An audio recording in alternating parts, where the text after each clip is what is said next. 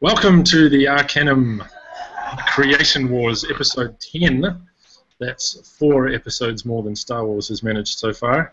Today we have a very talented panel, as always. We have the amazing and talented and often controversial Gino Barasa. How are you, Gino? Well, I'm fine, as per usual. The universe assures this. Always fine. Yep. Gino's in from Austin, Texas, is that right? That is correct. I am from Austin, Texas. Austin, Texas. Yes, otherwise known as Austin, Texas. But that's all right. Austin, Texas. Just got to say it slower and a bit rounder. We also have Angela the Invincible. Ange, how are you today? Good. How about you guys? Very well. You're from Fairfax, Virginia, is that right? Yep. I'm just about 20 minutes outside of D.C. And you're representing your cohort called Angelaville. Angelaville, yes. How can I just ask, before we go any further, how did you come up with that name? Actually, I didn't. Trey did. We were in a back phone conversation with my cohort and Trey, and he suggested me coming up with a name. He suggested Angelaville. I liked it, so. I so should have gone Olliville. No, I can't. All right, and next to you we have Cliff Bays from Arlington, Texas. How are you, Cliff? Hey, how's it going, everybody? I'm doing great. I'm just coming off a 275 like Facebook post, so I'm kind of riding on cloud 9. What's up? And what's the name of your cohort? Well, it's just I really don't have a name. Cliff Bays' Mastery cohort. Yeah, that's pretty much it. Yeah, you and I come from the same era of Masters where when we joined, the instruction was to put first name, last name, 'S, Mastery cohort. Right, and that's kind of where we're stuck. Yeah, pretty unimaginative. All right, awesome. Great to have you here. Thanks. Trace, how are you, Trace? I'm good. I'm hailing from Florida, halfway between Orlando and Tampa, although my happy place is Longboat Key in Florida. That's where I like to do all my videos for my cohort, and we are called House of Trace Elements. I did a poll of my cohort, and they came up with a name, so it's Trace Elements is what we're called. Trace Elements. I love it. Excellent. And special guest today, Martin. How are you, Martin? I'm very well, thank you. And whereabouts in the world are you? London, England. Yeah, I was going to say turn some lights on, but then of course it's the middle of the freaking night up there, so it's understandable that you're sitting in the dark.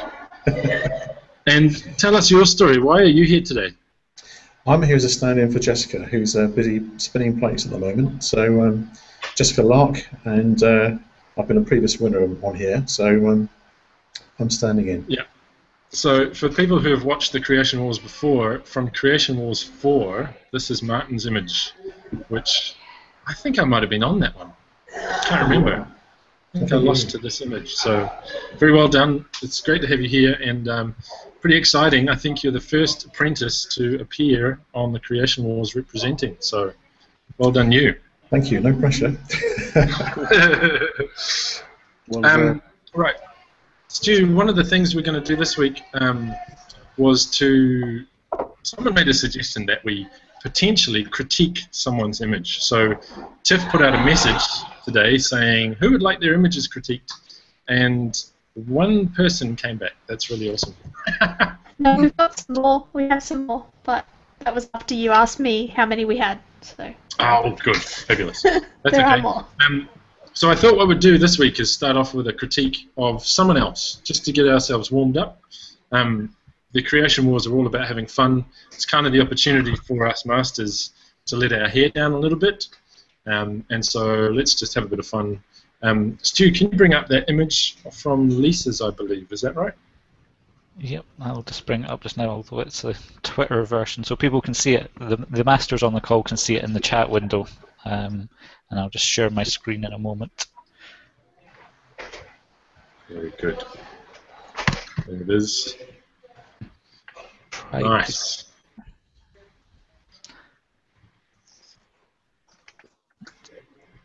There we go. So I'll just share for everyone just now.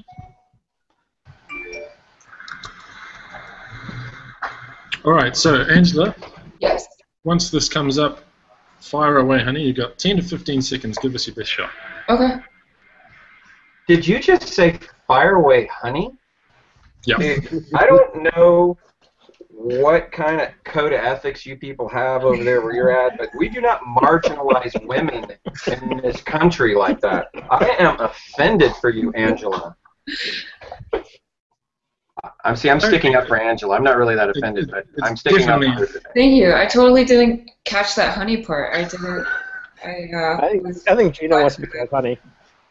Yeah, no. And if Ollie tries to like do a little cyber slap on the butt when I walk away, that is not cool, bro. Dude, you are going to get me fired. It's not fair. That is not what this show is about. We're here for the pictures. Right. I apologize to anyone I may have offended with that previous comment. I want to speak on behalf of all women that we will not put up with that behavior anymore. So, Stu, do you have this picture ready to go yet? It's in the chat, but I've just shared it as well. Ah, there it is. Okay. Oh, I don't see it. I don't either. Oh, I do. It's originally from TIFF, 3:01 p.m. chat. Oh, sorry, that's my time. I don't know what time it is. Something 01. Yeah, it's a Twitter thing. Okay, Lisa Speakman. This is from Lisa Speakman. Mm-hmm. A 19-frame pano taken in Badwater Basin, Death Valley on Saturday. Wow. Wow. It looks like some dry bread I had at a Jewish deli a couple of weeks ago. Awesome. I'm just speaking the facts. All right, so Pan, can you see it? Yes, I got it. All right, go ahead. Nail it. So 19 frames, I think that's really impressive and must took a lot of time to put this together. So I really commend you for your patience for taking this image. I think the foreground is really interesting and a lot of texture. My personal preference, I would just like to see just a little bit more contrast and dynamicism in the color. Especially in the sky, you kind of lose some details in the clouds and also in the background, and I would just like to see just a little bit more contrast. And I have a question if this was taken in the middle of the day or what time of the day that you're shooting this. Yeah. Other than that, I think, yeah. It kind of looks by the shadows that it was probably, somewhere around like 1 to 2 o'clock in the afternoon. Mm-hmm. That's my Navajo blood that allows me to have that kind of insight, by the way. Got your ear to the ground there, that's awesome. Yeah, I can tell that the train's coming 15 minutes from now, too. Okay, Cliff, what are your thoughts, buddy? Well, I'm thinking. Am I allowed to say buddy? Does Yeah, that sure. offend all men in How creation? dare you marginalize Cliff by calling him buddy? He's not my friend. Yes. Right on. So anyway, I actually disagree. I think this was taken just like maybe a little, maybe like a half an hour after sunrise or whatever. After this, because I think the shadows are still kind of long, according to the shape of the texture at the bottom. I like the way that she got nice and low, so we can get some good detail in those cracks and stuff at the Badwater Basin. I think that Angela was right that the colors could have been a little different, maybe to make more interesting. Certainly, if there's that level of desaturation in the ground, maybe pumping up the sky a little bit more, trying to bring out some of those colors instead would have helped. So she did bring it out on the right side with the hill. That's a nice tonal contrast and value over there. If she could have brought that into the left side a little bit more, I think that would have improved the image. Excellent. The image, I can confirm the image was taken at 4 p.m. Ah. Mm. There you go. Depends whether you're facing north or south, Cliff? Martin, do you want to give us your feedback as a guest on Yeah, the show absolutely. today? I love the detail in the shot. Obviously, having so many frames together, she's got loads of detail there, which is great. I think, like you guys, I prefer the coloration on the right-hand side, and maybe I'd have composed it slightly more over to that side and not so much on the hazy side on the left. I just wonder if that sky was the actual sky or that's been put in afterwards.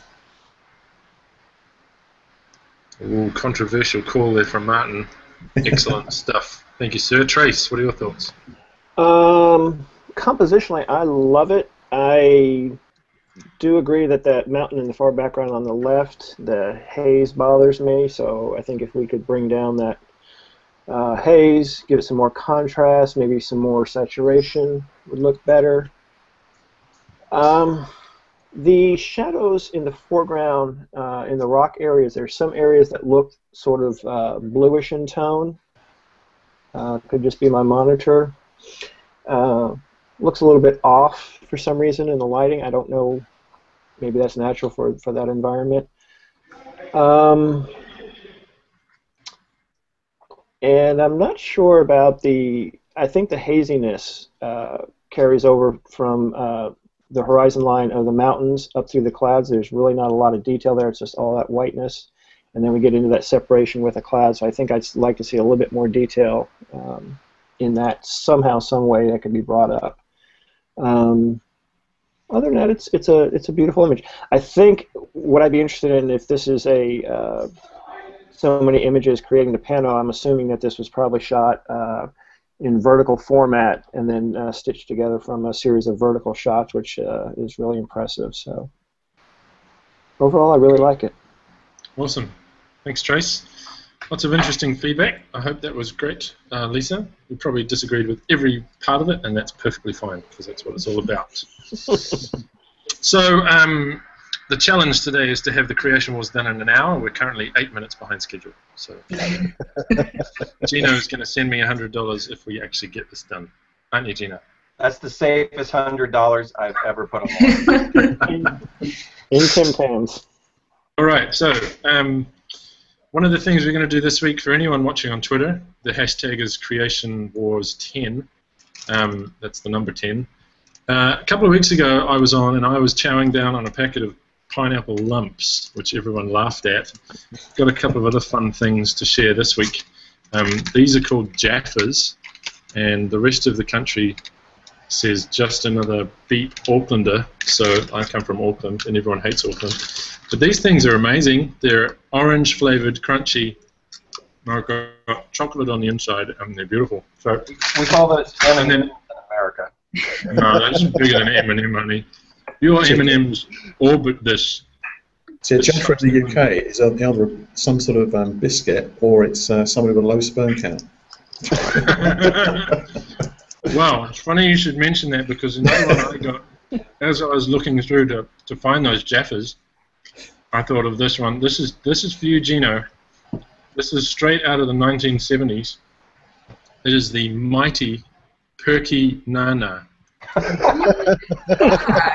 Perky Nana. Perky Nana. If you misread that, if potentially you weren't from New Zealand and you didn't know that's what it's called, you could actually read that as Mighty Perky Nana, which would also be quite confusing. But that's amazing. So I'm actually going to give these away today. Did you like go to some like obscure store? Like these are like military, extra stuff that's been laying around in a bin, or is this actually what people in New Zealand eat? This stuff is this like the M&Ms and Snickers of Auckland? Totally, man. This is Kiwi culture from when I was growing up, and good to see they haven't changed. So like if I talk to somebody in New Zealand and I mentioned the Perky Nana, they'd know what I was talking about. Yep, and a pixie caramel and Jaffas and pineapple lumps, and they'll think you're a Kiwi. Yeah. What does the Perky Nana taste like? Hey, this is a family show. Do not answer that. I'll tell you in the after show. How about that? Okay. So anyway, pineapple lumps on offer for anyone on Twitter at the moment who tweets during the show with the hashtag CreationWars10, the number 10. I will send this packet of pineapple lumps right here to whoever Tiff chooses at the end of the show. So is that an open bag? no, this is closed, and I don't know if you understand how difficult it is for me to have a closed bag of pineapple lumps. That's why I say I appreciate that. Yeah. I had to buy the Jaffas so that I could eat something. Anyway, now that we're half an hour behind, let's get into the Creation Wars. the order today that we're going to go in is Angela, Cliff, Martin, and Trace. You guys will have 1 minute to 2 minutes to share about your apprentice that you are representing today. Then the other masters will give their critiques, and we shall move on right to the end where we get to judge. You have 5 talents to give away, only 5, not 12, like someone recently tried to give away. At the end of that, we will choose a winner, tally up the numbers, and adjust them so that Angela doesn't win for the 3rd time. Oh, don't say that. It is going to be a challenge for you masters to beat Angela today. So, Angela, when you're ready, please share your story about your apprentice. Today I am representing Anthony Portal, or otherwise known as Tony from Angeloville, and he is a certified public accountant by day, but a beautiful photographer by night. So let me show you just some background images. He first started photography when he was, I believe, in college.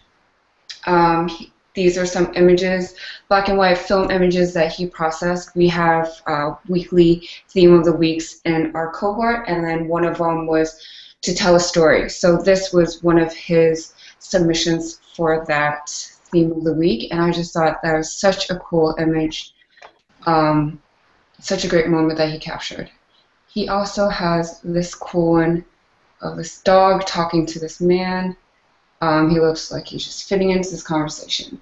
But he stopped taking pictures for about 30 years before he really started getting into HDR photography, which actually led him into textures, and that is what he's mostly known for in our cohort. Tony has this incredible eye of going out, taking pictures of this lake by his house, and even on clear days, he is able to capture some amazing pictures, but also apply these textures to them that are so cool, and he does them really well. So these are just a few examples that I got from the cohort of his photography, and these are just some of my favorite images. Oh, I forgot to mention he's from North Carolina, so most of these images are from there. This one, I love the cow staring at the camera. I think it's straight out of a Chick-fil-A commercial. This one he actually just submitted for his level 14 critique, and I just love the texture that he applied to it. The circle texture that just creates the whole image in a circle. And then, so the image that I am submitting for your critiques is this one right here. It was a beautiful foggy morning in the middle of fall. This is actually a composite, so these birds weren't really there. He added them afterwards, which I really think that adds to the image. If the birds weren't there, it really wouldn't be as strong of an image as it is. He applied 3 different textures to this, but also blurred them so that it has a more natural feeling. I just believe that the colors and the textures that he used in this image, fantastic. It's so dreamy and beautiful. Someplace that you just want to hang out and spend a beautiful morning with a hot cup of coffee, just staring at the scene. So this is Anthony Portal's Fall Foggy Lake image.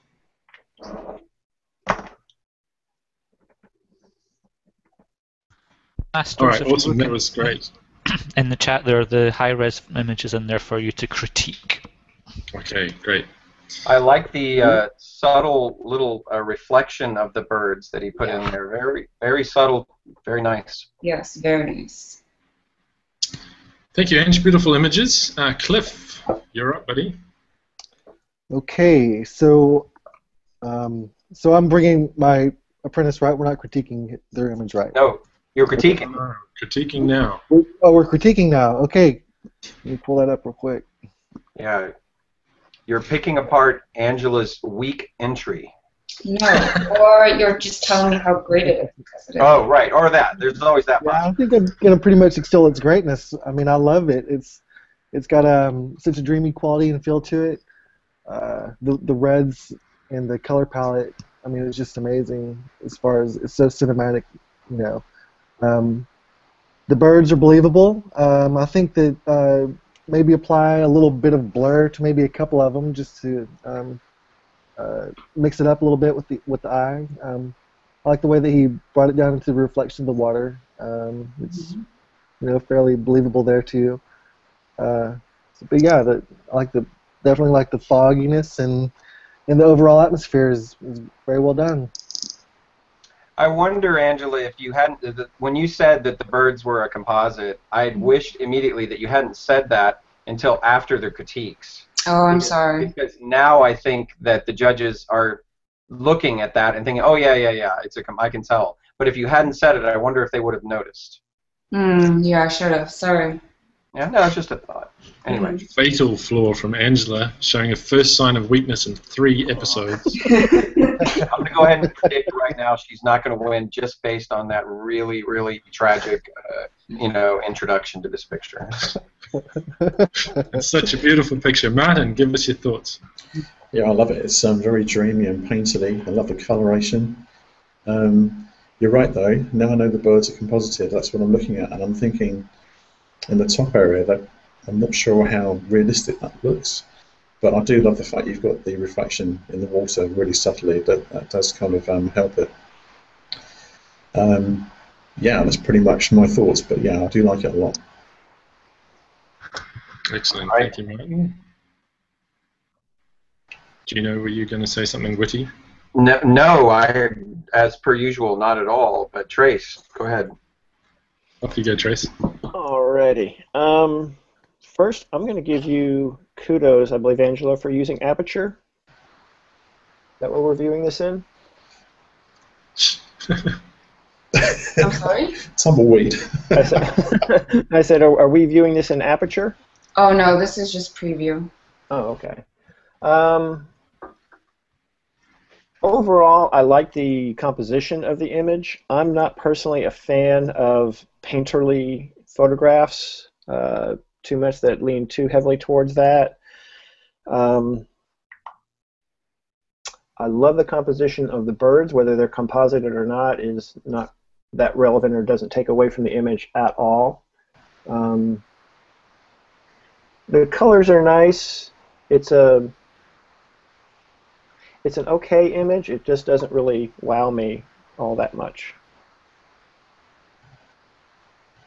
All right. Wow, real mixed bag of critique here today. The plot thing.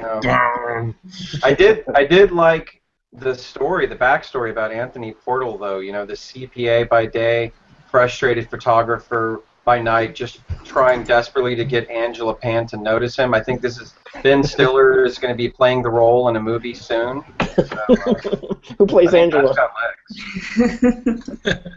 Excellent. Lucy All right, Liu, thank you, Masters. So, Cliff, your turn to share. Okay, let me pull up this thing. All right. Okay. My personal opinion, Angela, was that it was a beautiful shot, but I'm not voting this week. Sorry about that. Thanks, Ollie. Let's see here.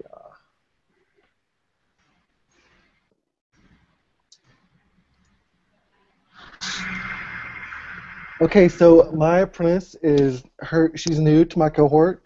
She's just a level 3. Her name is Victoria Majika, and she is from the United States, but she lives in South Korea currently. And she loves to travel, and she does so very often.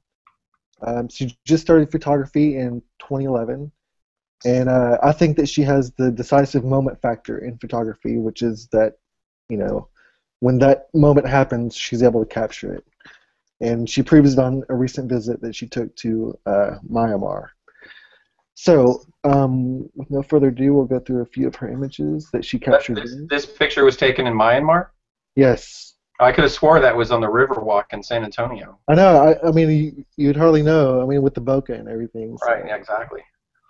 Yeah, here's a couple of them.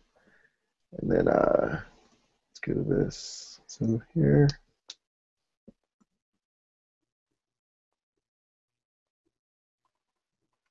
And then, so this is the one I'm going to bring to the competition today. The sleeping monkey.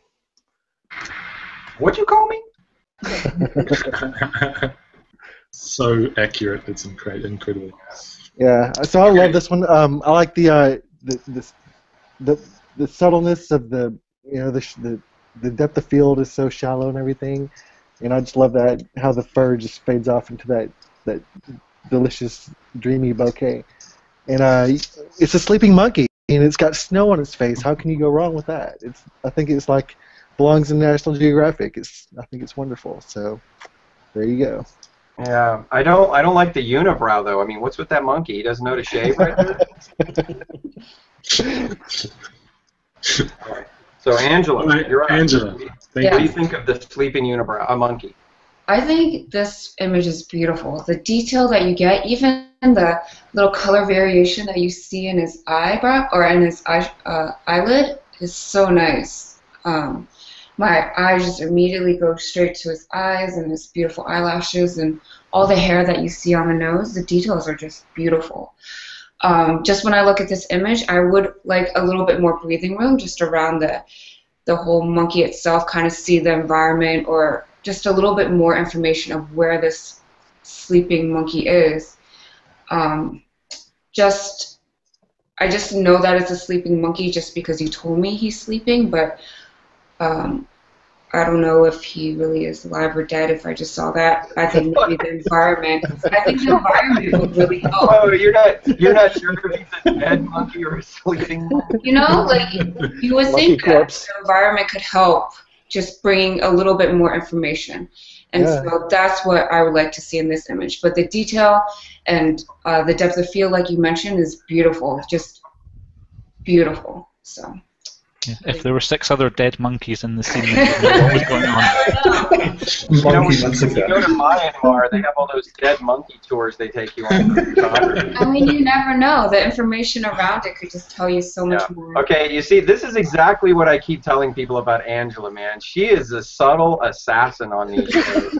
You know, like, who else is going to bring up, I don't know, it's a great picture, but is the monkey dead? I don't know. I'm an animal lover. I'm not into dead monkey pictures. But it's a great picture. No offense, She's so subtle. Face or is it blood? I'm not sure. That picture was going to win until Angela brought up just the shot that maybe the monkey was dead. Now nobody feels good about this image. Make it sympathy votes. Thank you, Angela. Angela wants to see more of the morgue. Martin, what are your thoughts? I think that's a stunning image. The detail is amazing. The depth of field is fantastic. I love the snow in the hair and everything. For me, I'd actually, rather than coming out further, I'd rather crop in. Yeah. I think I'd take some space out of the right-hand side and the top and really get in close. Mm-hmm. Other than that, it's stunning. Thank you, Martin. Cool. Thank you. Trace, you're up. All right, let me pull this up. Beautiful image. For all the reasons everyone else has said, the sharpness in the face is perfect. Beautiful drop off into softness. I feel when I'm looking at this that there's a certain compositional tension which I wish the composition was shifted to the left. It seems to me that there's just a little bit more to the picture down the monkey's body, and what's above the head is not very important to me. So I think one of two things. Either we could open up the composition on the left-hand side to show a bit more of the monkey's body, maybe some paws or something, and lose some area on the top by the head. Other than that, I think it's a really nice image. Cool. Valid point. He probably would have shifted the focus to the left, except for the rigor mortis had already set in. The pose were all like crinkle. No, maybe the monkey's in surgery. Has anyone thought about that? That's true. Yeah. Could be life-saving operation here. Clutching its dead baby. We can't show that. Oh dear. All right, moving along quickly. Martin, would you like to share your image? I'm interested to see this, Martin, because you're an apprentice. What are you going to share? One of Jessica's images? Oh no, we've got another apprentice's image. Excellent. Bear with me a second.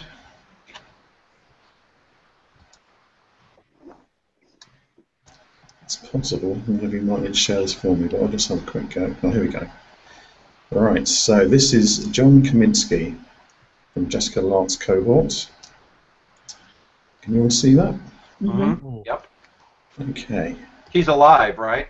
Both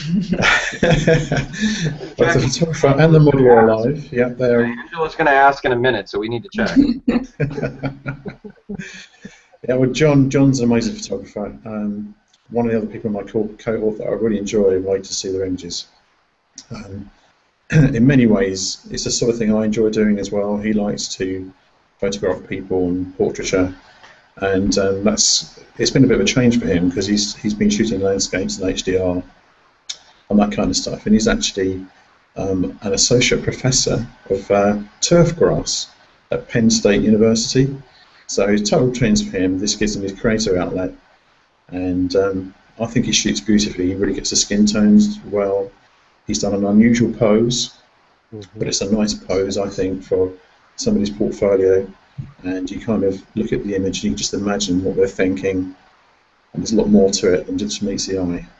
And I like the fact that he hasn't centered the subject here. He's put it off to the right slightly. And yeah, I think it's great, personally. Excellent. Thank you for the intro. Angela, your thoughts? I think this is a really beautiful image. I'm looking at the full resolution image, and I think it's a little bit darker than what it looks like in the Hangout. And I personally like the darker version. It kind of adds to the mood.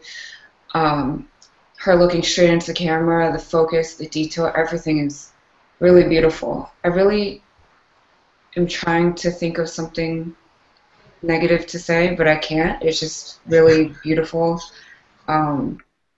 Yeah, I like it. I like the mood that she's presenting, and she looks like she's deep in thought, and you want to know what she's trying to say, so, or she's trying to think. So I really think this is a beautiful image. So Angela, was that a bit of gamesmanship there? You trying to, play your image up a little bit so the other masters would vote for it, or do you generally look at images to try and find the worst? No, but I thought we were critiquing, so that's what I was trying to do. But I don't have a critique for this. I just think that this is, the lighting is beautiful on her, and I just love the overall mood that it creates. Excellent. Great stuff. Cliff, what are your thoughts? Yeah, I like it a lot too. I just came off of a weekend class of posing and beauty lighting and everything, so I've kind of been like delving into it super hard for the last 48 hours. This is, it's an amazing pose. It's super original pose. I haven't seen that before for sure.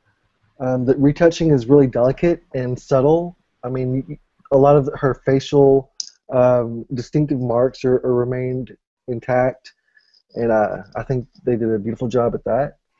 But yeah, the lighting, the posing,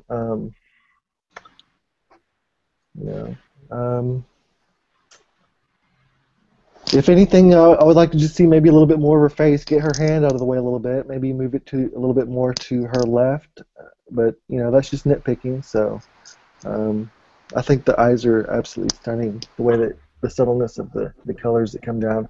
So yeah, that's about all I've got. Excellent. And Trace? I'm looking at the high-res version. It's a beautiful image. A couple of things for me. I love the lighting. I love the pose, the unusualness of the pose. The one thing that stands out to me is it has the look that it was probably photographed with a somewhat wide-angle lens, because the left hand that is closest to camera looks significantly larger than her hand to her face. You're right. Thank you for saying that. Thank you for saying that, because I wanted to say that, but I was afraid to say it. But that is absolutely right. That hand looks huge. Right, and it bothers me not only because of the perspective, but also because of the shape and pose of that particular hand. Yeah. Something else done with a hand in the pose would have made this an ideal image. The lighting is gorgeous. It's hard to tell over the internet and all this other kind of stuff as to whether or not the skin softening is too strong and gives it a bit of a painterly look. This has a feel to me of a kind of like a bit of a Mona Lisa type quality with the chiaroscuro of the lighting and the shadow. But I wonder if the skin tones might be a little bit too soft on this. The other thing that slightly bothers me is the sweep of the background. On the left-hand side, there's a horizon line of darkness that goes like almost leading from her foot out to the edge, makes a little L. Little something that bothers me in terms of the lighting on the background. That's a nitpicky thing, but other than that, I think it's a really well done image. Awesome. Great feedback, guys. That's great. Okay, Trace, your turn to share. All right, give me just, excuse me a moment. It's always good to share just after you've trashed someone else's image.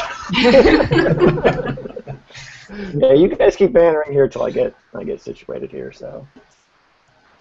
Did you guys? You know what? I mean, I really hate this. I'm not just. I mean, normally I'm just trying to be rude, right? But I'm being serious on that last image, which I absolutely loved, until I saw the hand, and then I couldn't stop staring at the hand, and I kept thinking, it's one of those things that once you point something out, it's like the person in the aisle, you know. Once you recognize it, you can't stop looking at it. Yeah, it was like the Seinfeld Man Hands episode suddenly just kept coming into my head, you know. Really? It's not the birds and Angela's one. You guys see my screen yet? Yes. Yes. Okay. Okay. We have a very young cohort. So everybody at the highest level right now is at level 4. Level 4 or 5 is the maximum we have right now. This is my apprentice, Taya, and he is just about to go into his level 4 first critique coming up soon. So we haven't reviewed all of his images yet, but he has a very strong visual sense, very graphic, bold colors, and just a beautiful sense of style and composition. Let you know, he is a male. He lives in Santa Clara, California.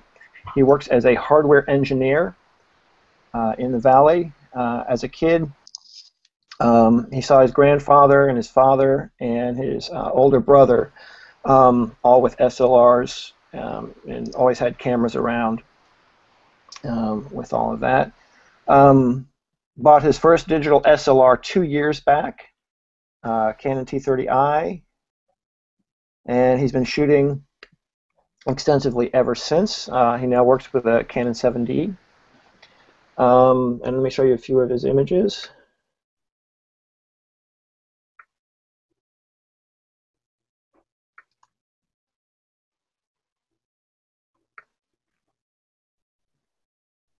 Yeah, let's see, that's not showing up.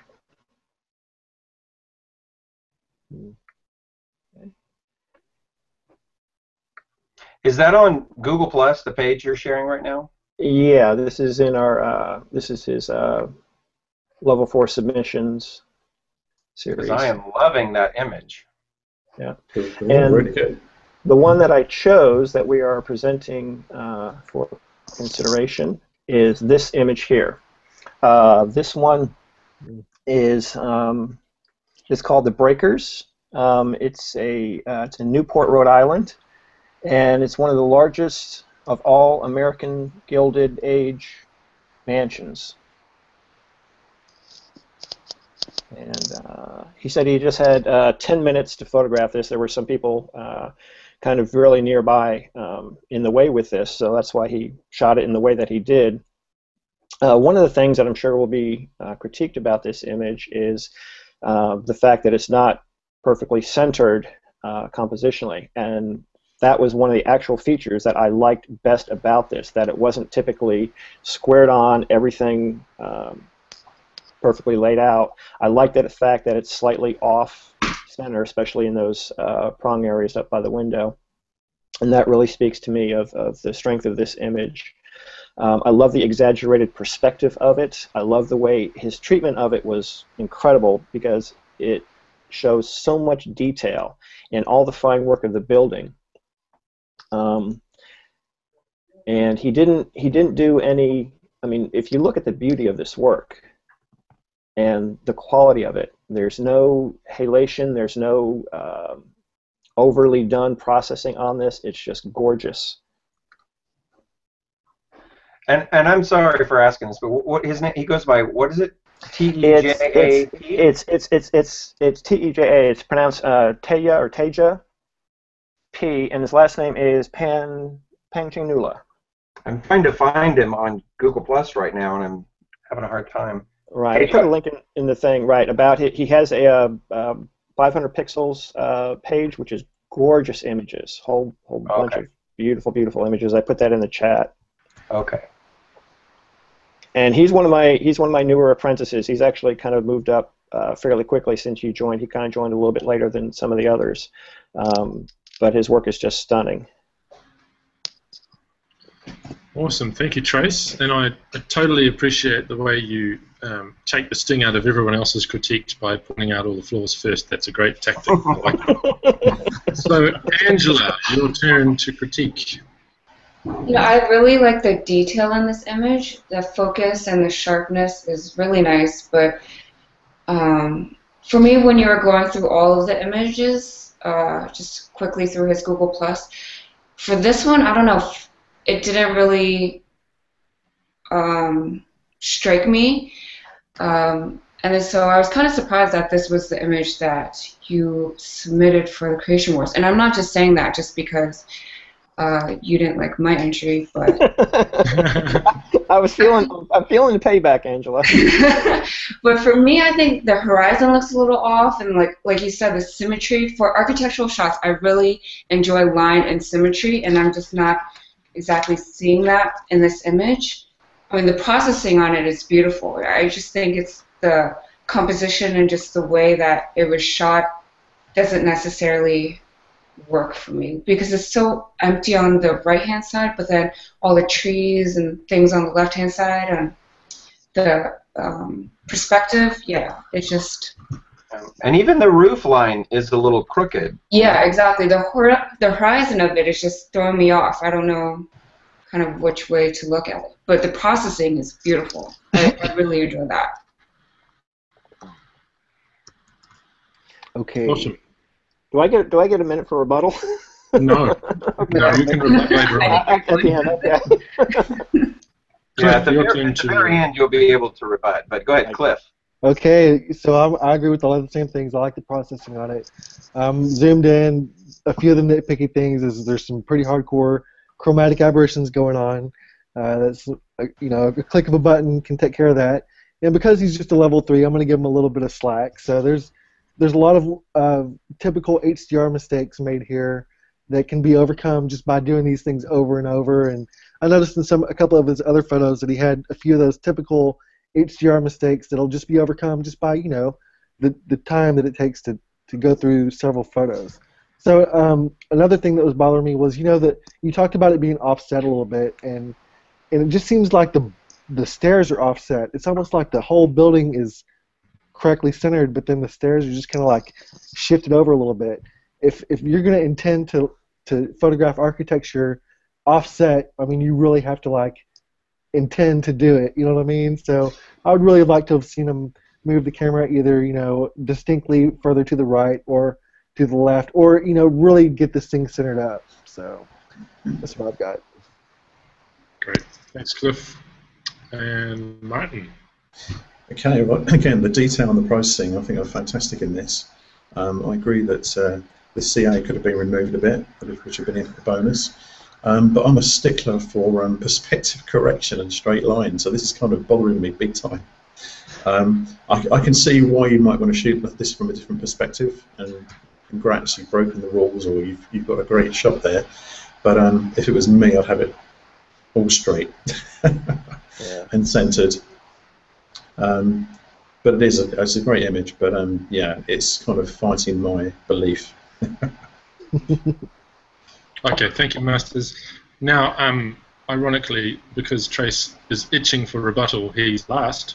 That means he gets to rebut first. So, Trace, would you like to bring up that image again and then give us your thoughts on why the other masters are wrong.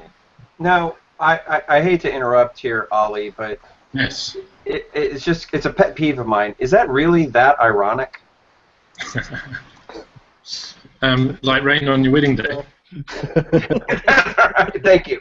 All right, we can go on.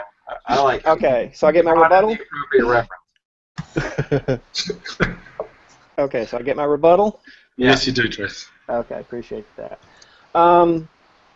As I said, I do like the fact that this is not as the expected, perfectly straight up architectural shot that would be given to this establishment as a poster for their place. This is a creative, artistic interpretation of the place and what he wanted to achieve with it. I personally like the fact that it is slightly skewed, because if you think about, if you've ever seen a genuine Persian rug where the pattern and everything is so meticulously perfect, except that there's a couple of threads that are off, and that's because they believe that perfection is limited, is God's purview, not man. So a Persian rug is never totally perfect in that sense. So this speaks to me of that kind of aesthetic where it's got some perspective. It's an artistic interpretation of something, not an architectural representation of what it is. And I'm not sure that I agree with everyone as to what you mean by the chromatic aberration, because as I'm zooming in, I'm not really seeing, well, maybe a little bit here and there. Yeah, a few little spots. Okay.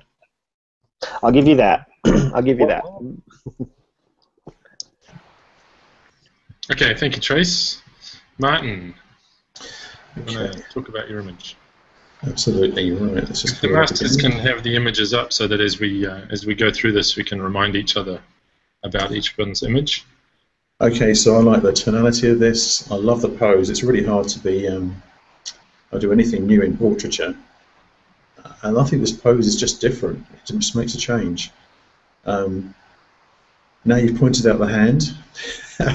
I can see it too, but overall, as an image, done in a studio on a plain backdrop, I think it's exceptional. I rest my case. Thank you, Martin. Good work. Cliff. Okay. Okay, so I've got the very alive and sleeping monkey.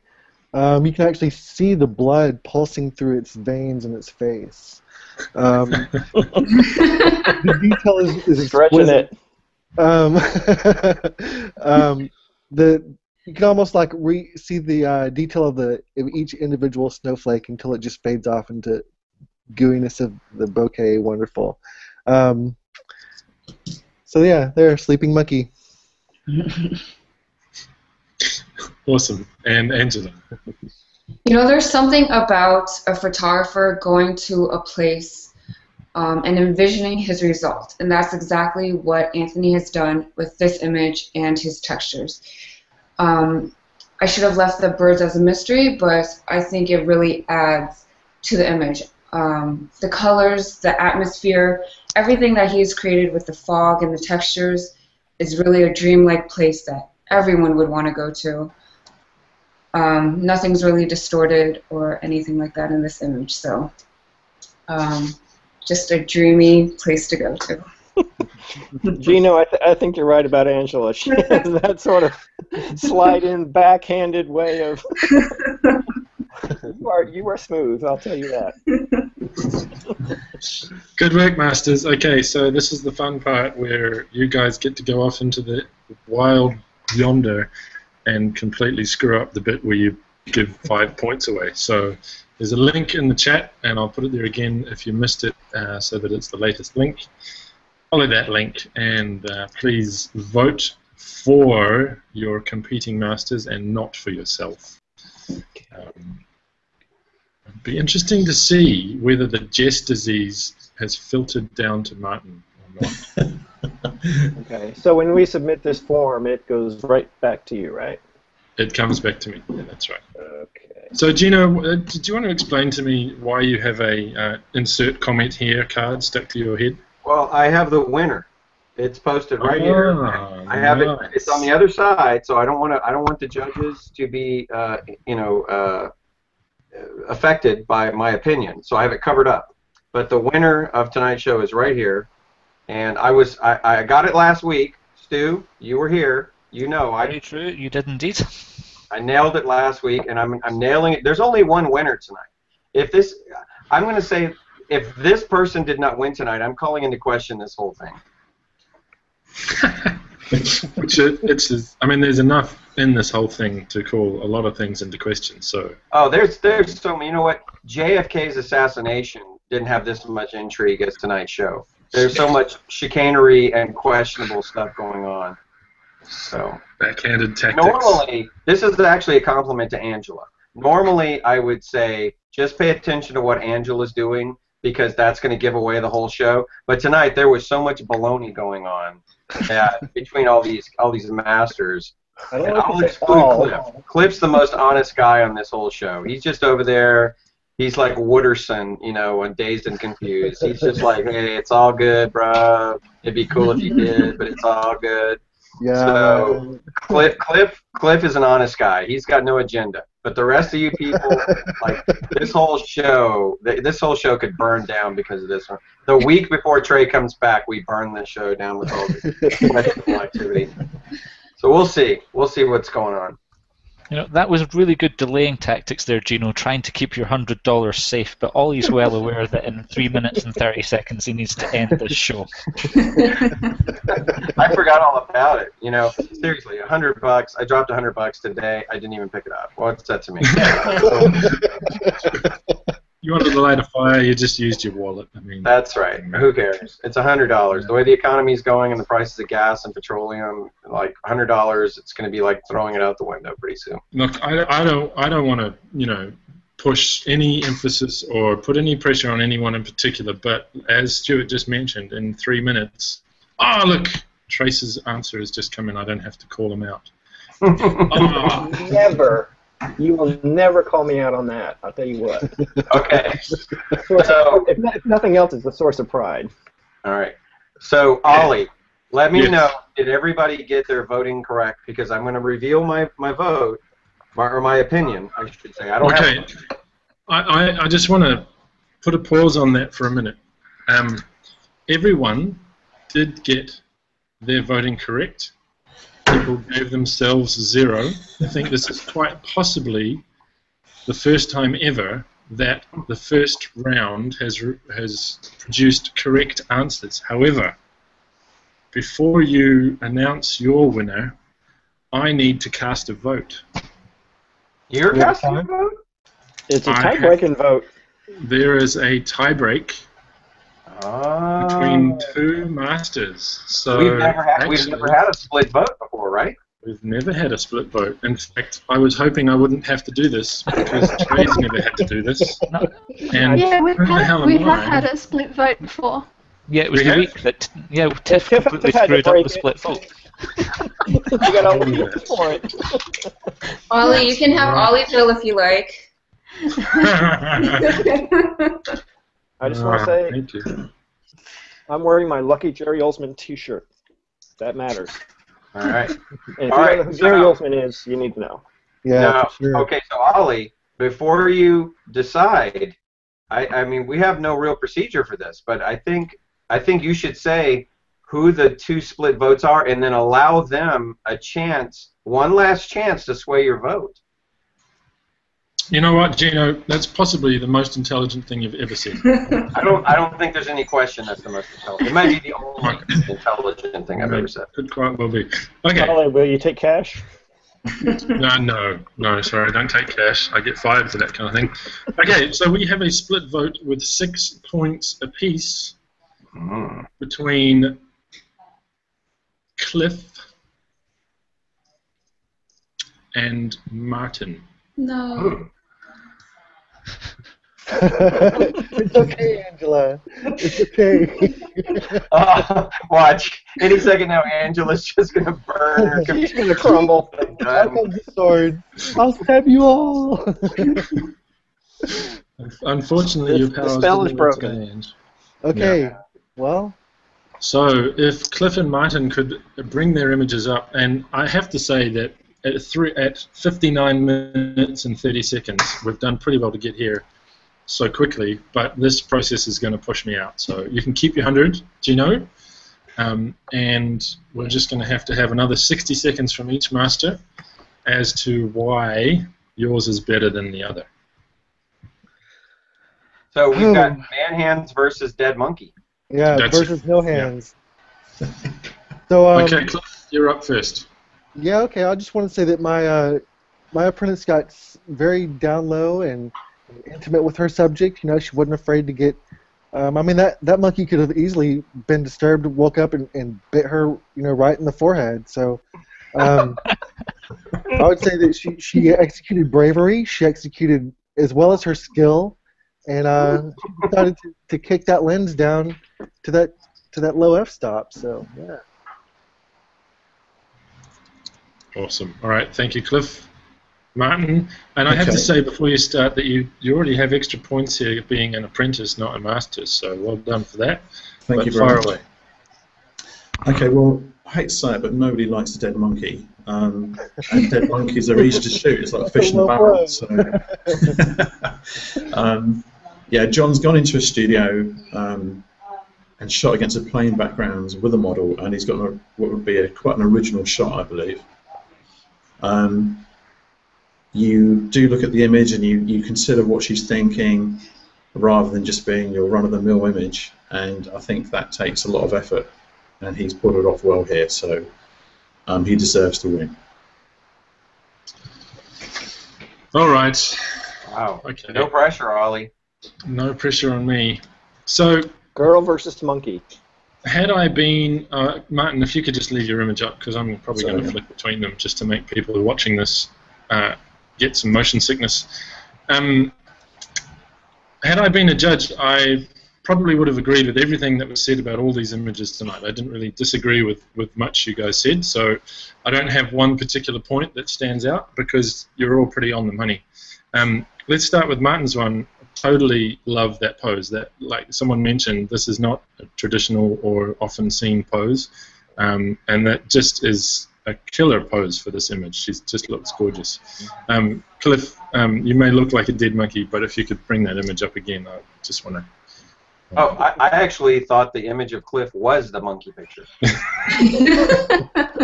we all thought that. This is a selfie I took the other day. Yeah. What a beautiful portrait. I also agree with the comment made earlier that maybe punching in was the way to go with this. Yeah.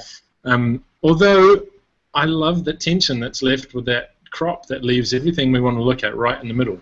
And we look from the forehead through the eyes and the nose and back again. And I just love that. So I think two very strong images, and it's literally a hair's breadth away. The thing that sways my decision is not how much money Cliff just deposited into my account.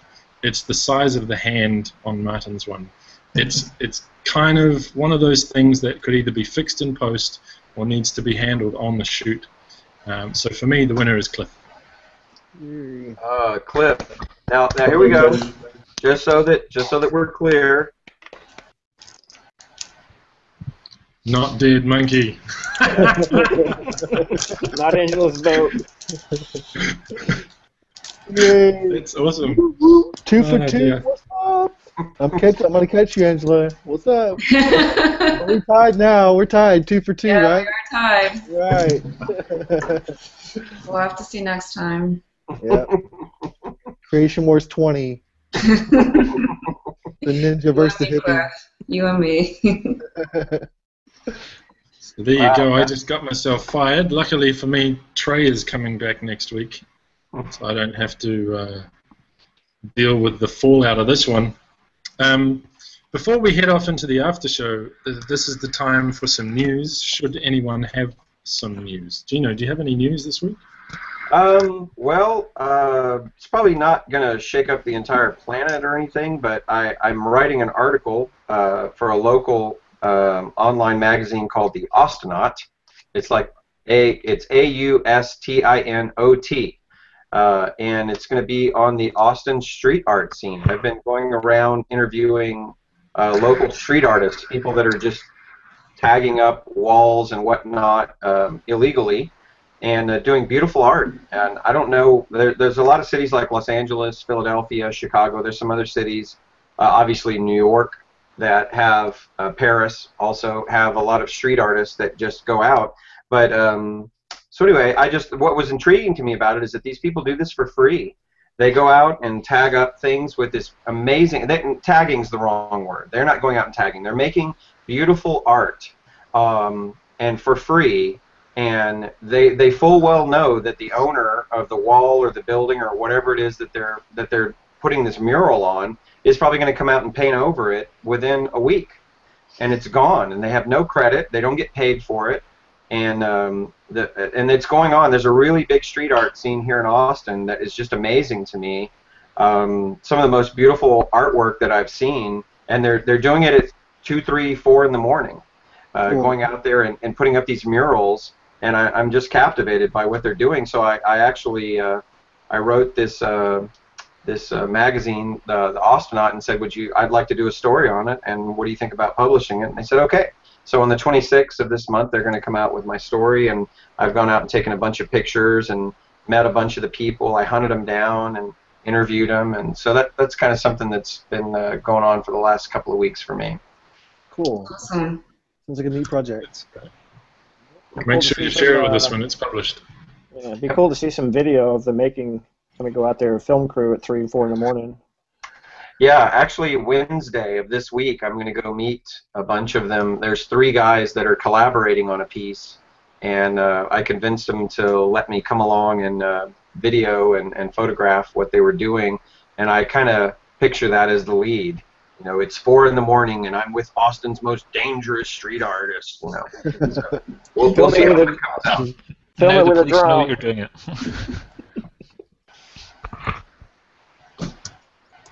Awesome, thanks, Gino. Anyone else got any news?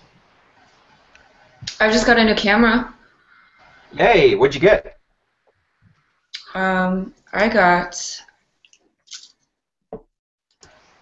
Whoa. Which one is it? I can't tell. A7 II. Nice. Mm-hmm. Yeah, I'm excited. I've been reading the manual and trying to figure things out, but haven't really shot it with anything yet. So let me ask you, of all the A7 variations, why that one?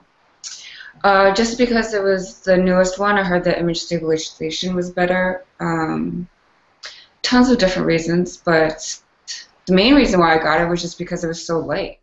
Yeah. I have a 5D Mark II, and that's just so much to carry on my back all the time, especially when traveling.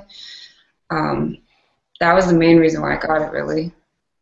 Is it just me, or is Sony they've just like owned this market? I mean, when you think about getting a light mirrorless camera, you're going to one of the Sony A7 variations. I mean, it almost seems like there's just not really another option right now. Nice and light. Well, there's Sony and Fuji. Yeah, I mean, I've actually got the Nikon V1, which I got before the Sony A7 series came out, which I would have gotten instead. So I really love it. It's super fun. I carry it with me all the time, but it's definitely not as good. The crispness of the images are just not quite as good with this as they are with the Sony. So. Did you say Nikon or Nikon? It's a Nikon. Nikon. Excuse me, it was a Nikon. Oh. Yeah, I have a gap right here between my teeth, so I should have said Nikon. I'm old school. There's only one eye in there. Nikon. And you were giving me stuff for the honey comment. I mean, come on. Nikon. So I've got a little news. Yeah, go Cliff. So I spent the weekend with Renee Robin in Houston, doing her conceptual portraiture and beauty lighting class. So I've got all these new skills to bring back to my cohort. So I'm sure they're super excited about that. And I took my RV down there and just stayed outside the studio. And the building was under construction, so like one morning there were some stairs going up to the roof. So I went up there and there's a nice view of downtown Houston. And once I got up there, there's like a glass dining room table just sitting up on the roof. So I set up for this shot right here. Oh, wow. You know, I was Holy cow.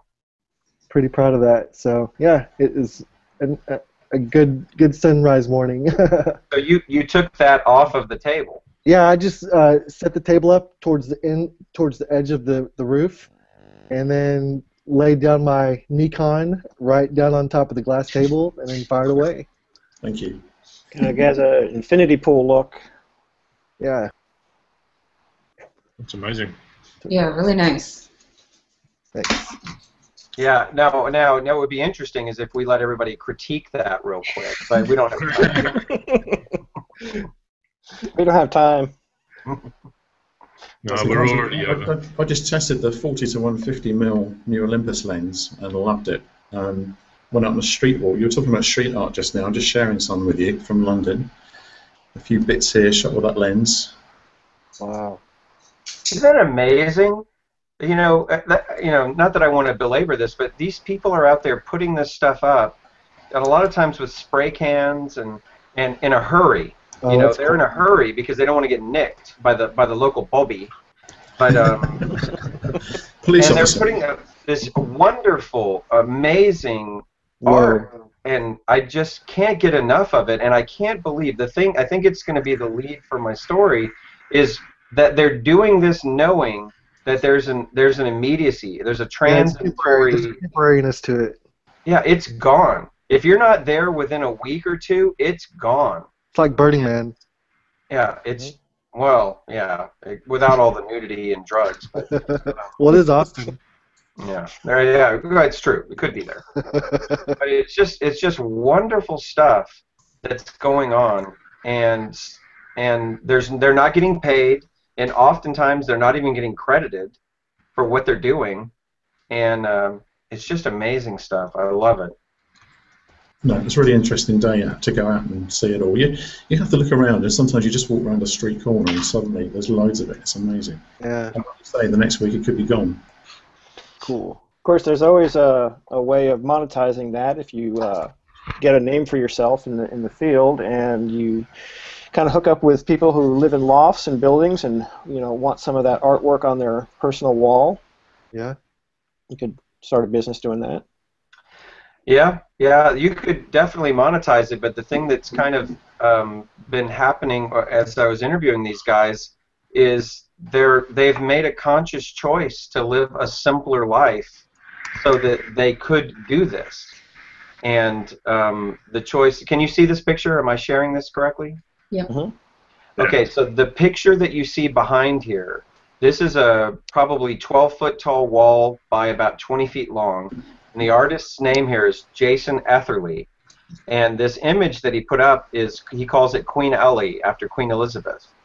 And I went out and I watched him paint this over 2 days, and the next day after he got finished with the mural, somebody came here with this yellow and black and tagged right over it. Wow. And that was the whole point. This guy put so much effort into doing this humongous mural, and the next day it's ruined. And somebody just came and put this garbage over it. And I was like, doesn't that bother you? Does that kill you that you put so much effort and then the next day somebody just comes and does? And he was like, no, that's how it is. That's the transitory nature of what we do. And it just blew me away that these guys are willing to go out and put so much of their soul and energy into doing this, knowing that it's going to be gone at any moment. Yeah. Of course, you photograph it with a high-res cam, and you've got it forever. Yeah, each one of these guys that I meet, I offer them that. I say, the second you guys do something, call me. I'll come out and photograph it anytime, day or night, and save it on my website for you. I have a whole section on my website for street art in Austin, just so that I can keep all this stuff, Cool. It's great to see you have a human side, It's awesome. Yeah. What do you think that's going to There's humanity there. Restoration work you did on that one Austin mural? Yeah, the Greetings from Austin. I went out and helped scrape it off and then helped paint it back up. So. Yeah. You have a new level of respect for that sort of. Yeah. Yeah, I disrespect anybody because there's such a purity to it. These guys are not doing it for money, and they're not doing it for recognition because nobody knows who they are.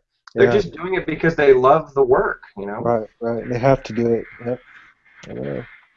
You become the next Humans of New York blog use on the subject, and you know. Yeah, I'm gonna niche myself real quick here.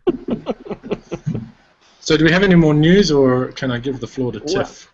I've got one quick thing, since we're holding up products and everything real quick. Product I have is the iOgrapher, and I have this for the iPad mini, and it comes with various different lenses, and it makes a great stabilization rig for doing video work with the iPad, and it's just an awesome thing. It's got little quarter-20 screws for putting on a tripod, stabilizing it. It's real stable when you move it, and it's got cold shoe brackets at top, so you can hook up mix and lights and things like that. So it's. Can you hold it up really again cool. so we can see? Sure.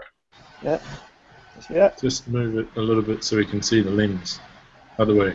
Yeah, Oh, okay. Wow. So you have like And the two-hand stabilization. right. Yeah, you got two big. It's really cool. It's called the iOgrapher. They got a great website. It was about this high school teacher who developed it along with some of his high school students. Did the prototypes and everything. I think they might have done a Kickstarter program on it, and now it's just taken off. Wow. And it's a really cool rig. It's light and easy. It comes with multiple lenses. I've got a telephoto, a wide angle, and a macro lens. It screws on there. It's really going to be fun to explore doing some video work anywhere you want to go with an iPad. So if somebody wanted to purchase one of those, how would they go about that? Go to iOgrapher.com. Okay. And they have all that good stuff. They also make and they also make versions for the iPhone. I know they've got the new iPhone 6 and 6 Plus versions of it. So if you want to do video work with your iPhones, they have rigs for that too. Well, very interesting, because I've been doing a bit of video work with my new iPhone, so I might get one myself. Or Stuart could buy me one as a parting gift when he graduates from my cohort and he wants to say thanks. Is that you pre-approving me for passing level 19, is it, yeah? Oh, dude, you're going to pass, you know that. It's just whether or not you get a 3 in any of your critiques. That's what I'm interested in. Right, Tiff, the floor is yours. You have 2 items on your plate. You have the People's Choice, which will be very interesting to see whether I got it right. And you also have the chosen tweet of the week to win the pineapple lumps. Okay, so with People's Choice, I have to be honest and say that I messed up. When I put the names in, I got one of the masters because Jessica Lark dropped out and Martin was in her place, and I stuffed up. Which means that the People's Choice was only out of 3 rather than 4 options. So if you like, we can call it null and void and just walk away and pretend this never happened. Or I can tell you the winner of those 3.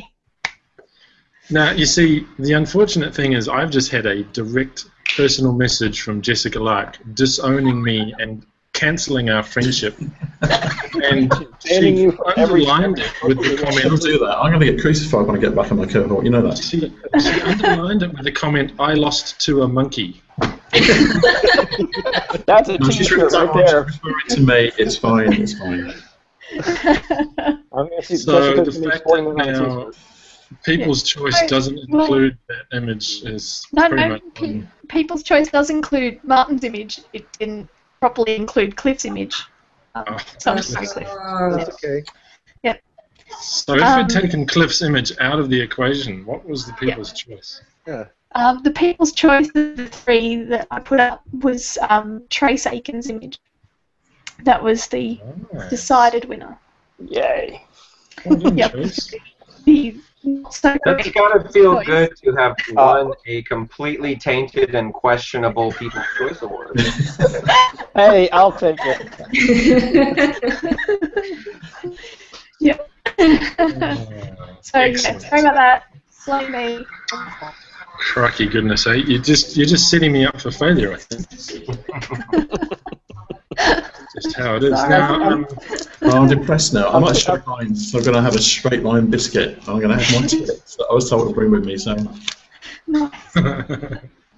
a straight line biscuit. I was going to make some quirky comment about Trey Ratcliff and being jealous of him going off to Antarctica shooting birds, and then try and reference that to the pretty girl that he also managed to find. But I'm not going to do that because that would just be petty.